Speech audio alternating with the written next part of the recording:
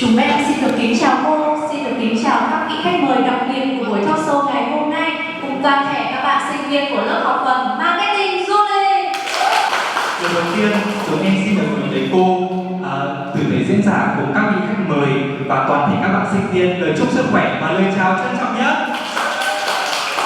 Xin chân thành cảm ơn mọi người đã dành thời gian để tham dự buổi talk show của ngày hôm nay.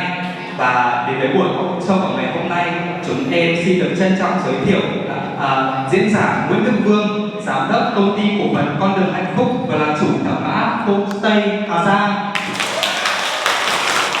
Và tiếp theo, chúng em xin được trân trọng giới thiệu giảng viên Nguyễn Vương, trưởng bộ môn Marketing Du lịch, khoa khách sạn du lịch, trường đại học hôm nay. Em cũng xin được trân trọng giới thiệu thầy Trần Thanh Bình, giảng viên của bộ môn Marketing Du lịch.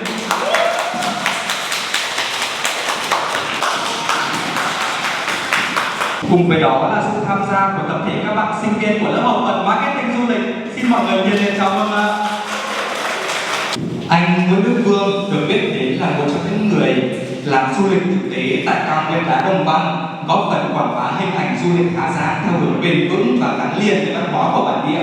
Câu chuyện khởi nghiệp và phát triển du lịch cộng đồng của anh đã nhiều lần được nhắc đến trên các bài báo, các tạp chí du lịch và các chương trình truyền hình của VTV. Và với kinh nghiệm thực tiễn trong lĩnh vực du lịch, anh cũng thường xuyên được mời tham gia các buổi tọa đàm và talk show của các trường đại học. Tiêu biểu là talk show hành trang nghề cùng khoa Marketing diễn ra vào ngày 23 tháng 10 năm 2020 và talk show du lịch Hà Giang và câu chuyện khởi nghiệp diễn ra cùng khoa khách sạn du lịch vào ngày 26 tháng 9 năm 2024 tại trường Đại học Thương mại. Và gần đây nhất, anh cũng có cơ hội được dẫn các bạn sinh viên của khoa khách sạn du lịch đến với Hà Giang.